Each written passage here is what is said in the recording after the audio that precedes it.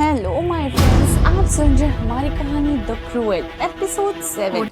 Story शुरू करने से पहले मैं आप सभी को बताना चाहती हूँ कि मैं बहुत जल्दी एक नई स्टोरी लेकर आने वाली हूँ जिसका टाइटल आई होप आपको पता हो अभी तक कि मैं आप सभी के लिए कौन सी स्टोरी लेकर आने वाली हूँ। तो वो स्टोरी का नाम है इल्यूमिनाटी द डीमंस। तो इसके ऊपर मैं एक बहुत ही ज़बरदस्त स्टोरी मैंने बनाई है।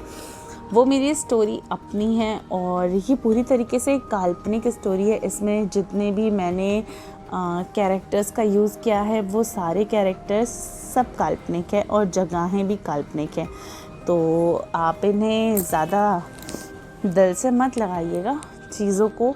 और इसमें जो भी होने वाला है वो बहुत ही ज़्यादा डेयरिंग है। और अगर आप इस तरह की कहानियाँ सुनने में दिलचस्पी रखते हैं तो ज़रूर मेरे पोस्ट पे जाइए और वोट पे यस पे क्लिक करिए ताकि मैं ये स्टोरी जल्द से जल्द आप सभी के लिए लेकर आऊँ। तो चलिए फ़िलहाल तो हम आज की ये स्टोरी सुनते हैं जिसका टाइटल है क्या ये तुम्हारी अंतरात्मा को नहीं चुभता। अगले दिन सुबह वीरा को रात भर ठीक से नींद नहीं आई थी। फिर इसने दिन के लिए अपने मेकअप पर विचार किया। हालांकि उसने पिछले भयानक मेकअप से उसे काफी कष्ट पहुंचा था, पर ये उसकी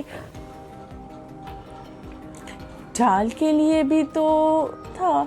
उसे कई तरह की समस्याओं से बचने में मदद भी करता था। इसके बिना उसे डर था कि वह अब स्कूल नहीं जा सकती। आखिरकार हाई स्कूल टीनेजर्स लड़कों और लड़कियों के लिए प्यार करने के लिए पहली जगह होती है। अगर उसने अपना असली रूप दिखाया और कोई लड़का उससे अट्रैक्ट हुआ तो वो क्या करेगी। इसके अलावा अब उसके लिए सबसे ज़्यादा इम्पोर्टेंट बात है तो अहान को खुश करना और उसे खुश रखना भी था, क्योंकि अहान को उसका मेकअप वाला रूप ही पसंद था। इसलिए उसने अहान को खुश करने के लिए अपना वही रूप रखने में कोई भी आपत्ति नहीं जताई। और पुनर्जन्म के इतने दुर्लभ अवसर के साथ वह जानती थी कि वह जब तक काफ़ी मजबूत है इस तरह की चीज़ें उसके लिए मायने नहीं रखती। वीरा के लिए फिर से अपना सामान्य मेकअप किया और एक चमकदार हरे रंग की विग पहन ली। जब वीरा नीचे आई तो उसने अहान को आसपास नहीं देखा, लेकिन शौर्य फिर वहीं था। वह किसी से उत्साह से काफी बात कर रहा था। वह उसने अपनी आंखें उठाई तो अहान को देखकर तुरंत उसके मुंह से कॉफी बाहर निकल गई। ये मेरी आंखें, आउच। इसमें आश्चर्य की कोई बात नहीं है। वीरा ने उस पर ध्यान नहीं दिया, पर उसने देखा वहाँ शौर्य के अलावा अहान का अच्छा दोस्त यानी हार्दिक भी था। हार्दिक की चमकीली आंखों ने वीरा के बालों पर ध्यान केंद्रित करते हुए कहा और वो काफी ज्यादा स्तब्ध रह गया। जाहिर तौर पर वह उससे चौंक ही गया था। शौर्य, तो तुम मुझे सुबह 5 बजे जेम गार्डन में ये सरप्राइज दिखाने लाए हो? वो व्हाट अ सरप्राइज। नहीं भाई नहीं, सच में वो सच में ऐसे बहुत सुंदर लगती है वो, लेकिन सच में पता नहीं क्या हुआ उसने आज फिर से ये वाहियात सा मेकअप कर लिया। वो वास्तव में बहुत सुंदर थी, मैं अवाक था। शौर्य ने एक्सप्लेनेशन दिया। हार्दिक जोर से अच्छा मैं देख सकता हूँ यार, वो वास्तव में बहुत सुंदर है सच में। वीरा का हेयर स्टाइल दिन पे दिन सच में और बढ़िया होता जा रहा है यार। वो हरी विग और वो purple lipstick, oh my God भाई, दूर से उसे देख के अजीब से घिनने जैसा महसूस कर रहा मैं। शौर्य के पास खुद को एक्सप्लेन करने का कोई तरीका ही नहीं बचा था। वो बस वीरा को ही देखता रहा। वीरा ने अपनी भौहें उठाई। तुम मुझे देख क्यों रहे हो? मेकअप करना एक लड़की का सामान्य है, क्या आप अच्छे से नहीं जानते? क्योंकि उनके मुंह के कोने इस समय से फड़क गए थे। तुम बहुत सम्मानित हो। इस समय उनके ऊपर की ओर से एक कदमों की आवाज आई। अहान आ गया था। उसने नीचे देखा। जब उसकी नजर वीरा पे पड़ी तो उसने कोई प्रतिक्रिया नहीं दी। वीरा यह नहीं भूली थी कि आहान को खुश करना और उसके प्रति ईमानदारी दिखाना बेहद जरूरी था, ताकि वह उस पर भरोसा करे और आश्वस्त रहे। इसलिए वह तारीफ के लिए आहान की ओर मुड़ी और उत्सुकता से कहती है, आहान आहान, क्या मैं आज अच्छी लग रही हूँ? आहान ने अपने सामने वीरा की जगमगाती आंखों की ओर देखा, जो तारीफ की भीख मांग रही थी। उसके जाने का सोचकर वह पूरी रात उदास रहा, लेकिन वीरा को खुश देखकर वह भी खुश हो गया। तुम बहुत सुंदर लग रही हो।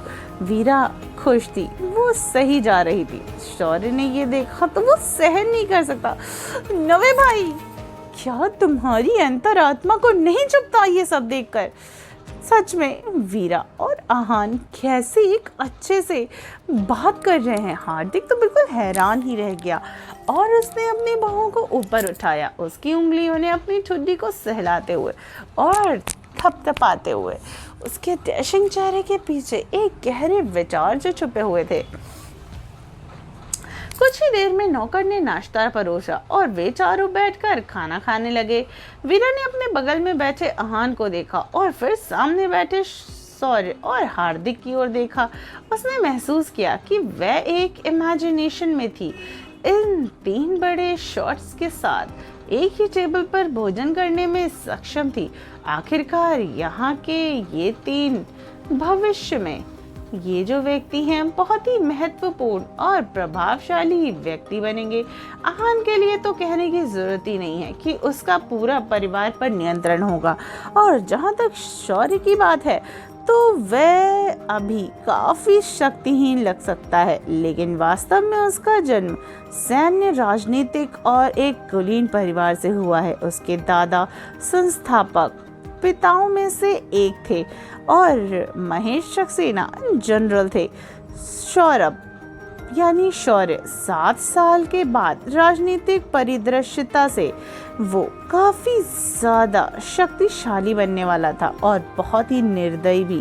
पर क्योंकि शर्मा परिवार एंटरटेनमेंट बिजनेस में था तो वीरा ने स्वाभाविक रूप से यानी एक्टर हार्दिक पर ही ज्यादा ध्यान दिया। हार्दिक ने महसूस किया कि वीरा चुपके से उसकी ओर देख रही है। हार्दिक ने अपनी आकर्षक आंखें उसकी ओर झपका कर पूछा, हे लिटिल बनी, क्या तुम मेरा ऑटोग्राफ चाहती हो?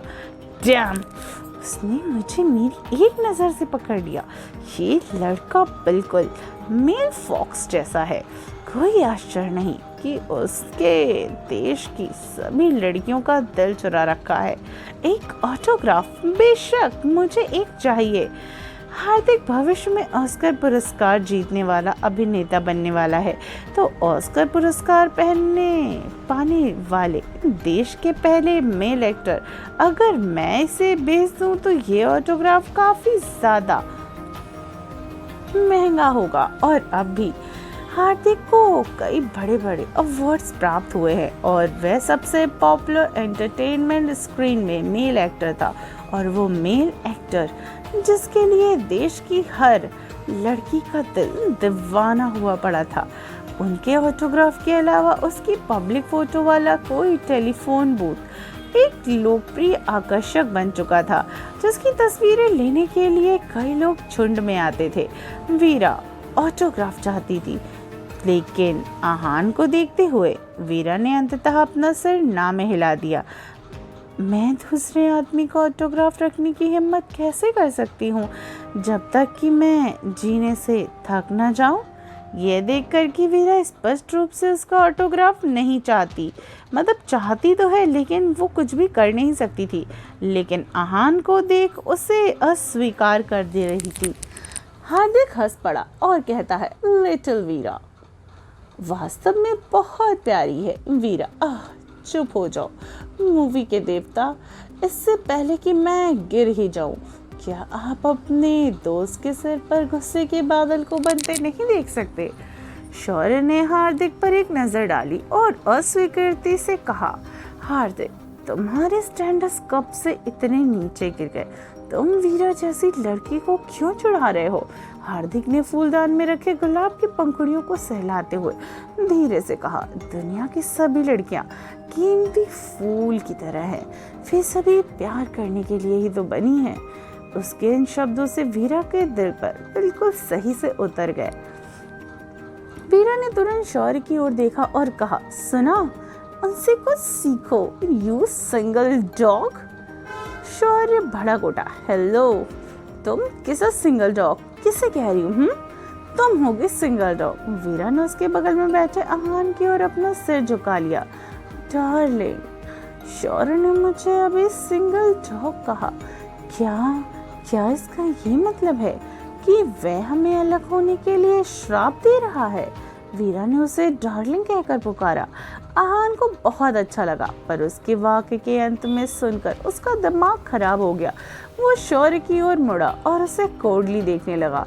शौर्य ने कायरता से तुरंत एक गेंद की तरह ही घूम गया और कहता है, भाई मैं गलत था।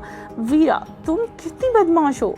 इन सब के बीच हार्दिक वीरा को संदेह के साथ ही देख रहा था। उसने आहान से कहा, अरे दोस्त, मैंने तुम्हें कुछ दिनों से नहीं देखा और तुम्हारी ये छोटी लड़की पूरी तरीके से एक अलग इंसान बन गई। आहान ने उसकी तरफ देखा। एक अलग इंसान बन गई? उसका एकमात्र बदलाव ये है कि वह थोड़ी होशियार हो गई है और उसने मुझसे दूर भागने की अपनी तकनीक को बदलने का फैसला किया है। आहान की आंखों में अंधेरा होने देख हार्दिक ने अपने चेहरे पर एक शरारती मुस्कुराहट के साथ अपनी बाहों को ऊपर उठाया। चूंकि तुम पहले से ही उसका मकसद जानते हो, फिर भी उसे क्यों जाने दे रहे हो? क्या आपके विपरीत है ये? आई एम डन, अब मैं स्कूल जा रही हूँ। वीरा ने अपना नाश्ता खत्म कर लिया और अपना स्कूल बैग उठाया और सामान उठाया और आहान को उसने बाय कहा। पर जैसे ही वो जाने वाली थी, वो वापस मुड़ी और आहान की तरफ चली गई। उसने अचानक उसे गले लगाया और उसके होंठों पर उसे किस किया। Don't forget to miss me my love. अपनी बात कहने के बाद वह तीनों बिल्कुल अवाक लोगों को छोड़कर खुशी खुशी वहां से चली गई। थोड़ी देर के बाद ही आहान आलसी होकर अपनी सीट पर लेट गया और अपने दोस्तों को उदासीनता से देखा और हार्दिक का जवाब देते हुए कहता है, क्योंकि मैंने पाया है कि मैं वास्तव में मीठे तरबूजों को खाना बेहतर पसंद करूँगा। तो फ्रेंड्स, क्या लगता है, क्या आहान को इन मीठे तरबूजों का स्वाद कब तक अच्छा लगेगा? और क्या वीरा सच में आहान को इन मीठे तरबूजों का स्वाद चखा पाएगी या वो इन तरबूजों को सड़ा देगी? क्या लगता है स्टोरी में आगे क्या होगा? स्टोरी में आगे जानने के लिए इस चैनल पे बने रहिए और सुनते रहिए द क्रूएल, सिर्फ टेनी FM जान के साथ।